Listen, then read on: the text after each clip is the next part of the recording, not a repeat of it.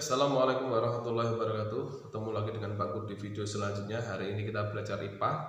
Nah, apa yang akan kita bahas hari ini? Kita kemarin sudah membahas tentang apa itu gaya, kemudian apa itu magnet, kemudian apa itu rangkaian listrik, seri, paralel, dan sebagainya. Kita juga sudah membahas bagian-bagian tumbuhan. Kita juga sudah membahas perubahan wujud benda dan sebagainya. Sifat-sifat benda juga sudah kita bahas.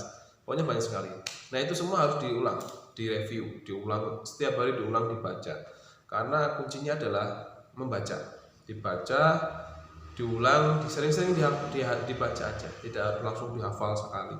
Kalau sering dibaca, lama-lama akan masuk ke dalam pikiran dan lama-lama akan paham secara otomatis. Tapi kalau kamu nggak pernah membaca, ya nggak akan pernah bisa paham begitu ya. Nah, anak-anak, hari ini kita akan membahas tentang sumber daya alam. Sumber daya alam yang akan kita bahas pada pagi hari. Nah, sumber daya alam itu macam-macam, kemudian manfaatnya. Nah, kita akan membahas beberapa hal tentang sumber daya alam. Yang pertama tentang macam-macam sumber daya alam. Yang pertama sumber daya hayati, kemudian non hayati. Atau kalau hayati itu sumber daya alam yang berasal dari makhluk hidup, kalau non hayati bukan berasal dari makhluk hidup. Kemudian manfaatnya, contoh sumber daya hayati, sumber daya alam hayati, contohnya misalkan apa ya, yang dari tumbuh-tumbuhan, karena kan hayati hidup. Misalkan tanaman singkong. Nah, singkong itu untuk apa? Untuk makan, jadi untuk dibuat singkong keju dan sebagainya. Kemudian kedelai untuk buat tempe.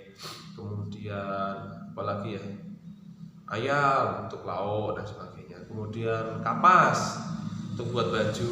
Kemudian kayu untuk buat kursi dan sebagainya, untuk buat alat masak, bahan bakar dan sebagainya.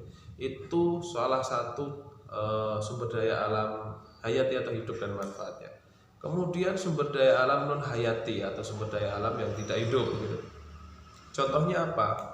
Contohnya adalah hasil-hasil tambang atau sumber daya alam dari, contoh lain sebelum hasil tambang, sumber daya alam yang bukan hayati atau non hayati itu air termasuk sumber daya alam non hayati yang tidak hidup. Kemudian manfaatnya apa? Air buat mandi, kemudian buat masak, kemudian buat minum. Kemudian sumber daya alam lain yang non hayati, contohnya energi cahaya. Kemudian fungsinya buat apa energi cahaya? Macam-macam, untuk fotosintesis tumbuhan kan memerlukan energi cahaya. Kemudian kita untuk jemur, kita untuk nanam tanaman juga butuh energi cahaya. Kemudian buat apa lagi ya, macam-macam lah. Kemudian yang akan kita bahas selanjutnya adalah sumber daya alam non hayati yang dari tambang. Nah, tambang yang logam itu kan banyak, ada nikel, emas dan sebagainya, besi, kemudian itu yang logam, aluminium dan sebagainya. Kemudian yang non logam juga ada sumber daya alam non hayati tambang tapi non logam. Contohnya Pak, belerang, kemudian aspal, kemudian batu bara dan sebagainya. Nah, selanjutnya kita tadi sudah bahas tentang sumber daya alam hayati dan sumber daya alam non hayati. Kemudian kita akan membahas tentang sumber daya alam dan bagaimana cara untuk memperbaharui. Jadi sumber daya alam dibedakan jadi dua, sumber daya alam yang dapat diperbaharui dan sumber daya alam yang tidak dapat diperbaharui. Sumber daya alam yang dapat diperbaharui adalah sumber daya alam yang berasal dari makhluk hidup, contoh tumbuhan, hewan. Jadi misalkan hari ini kalian memanen tanaman padi, dipanen habis kan, setelah habis ditanam lagi, maka akan muncul padi-padi selanjutnya. Kemudian contoh kalau hari ini kalian memotong ayam, kalian punya ayam 2 atau 3 atau 4, kita potong 2, tinggal 2. Karena tinggal 2, kita perbanyak dengan cara memiara lagi gitu. Jadi ayam jantan sama ayam betina dipiara lagi, nanti bertelur, kemudian jadi banyak. Itu cara memperbarui sumber daya alam yang dapat diperbarui, khususnya hewan. Kemudian sumber daya alam yang tidak dapat diperbaharui, yaitu sumber daya alam biasanya non hayati atau yang berasal dari tambang. Contohnya ya minyak bumi, kemudian emas, itu susah diperbaharui, susah. Berbeda dengan sumber daya alam yang tadi yang bisa diperbaharui dari tumbuhan dan hewan. Nah, selanjutnya kita akan membahas bagaimana atau hal-hal apa saja yang membuat atau mempengaruhi keberadaan sumber daya alam itu. Nah, contoh perbuatan-perbuatan manusia yang merugikan lingkungan yang dapat mempengaruhi sumber daya alam itu, contohnya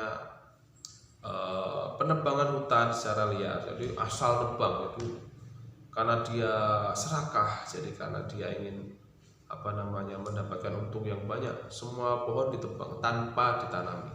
Kemudian penambangan ilegal, kemudian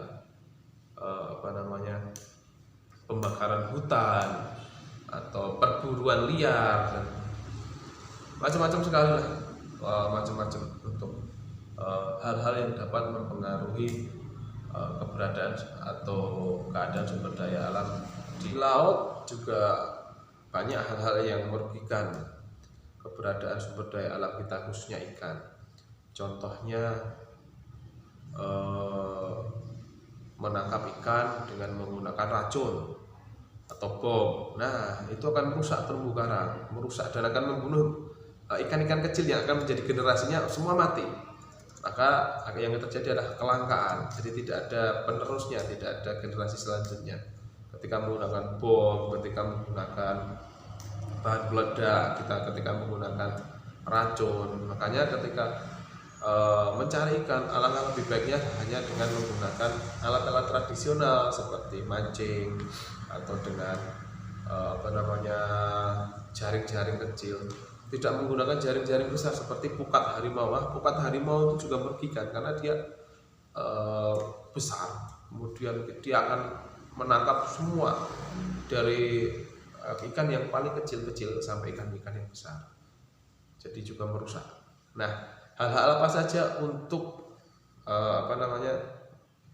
mencegah kerusakan sumber daya alam di lingkungan kita? Banyak hal yang bisa kita lakukan. Contoh untuk menjaga kelestarian sumber daya alam itu, contohnya kita melakukan tebang pilih.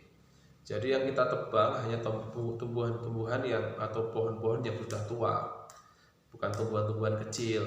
Tebang pilih, kemudian penanaman kembali setelah menebang, ditanam, tidak asal menebang. Kemudian pembuatan sepeda, terasering, kemudian reboisasi, kemudian tidak menggunakan atau mengurangi penggunaan bahan bakar, jadi minyak, jadi irit gitu. Jadi jangan sedikit-sedikit pakai sumber daya atau bahan bakar dari minyak atau dari fosil, karena jumlahnya terbatas dan susah untuk diperbaharui.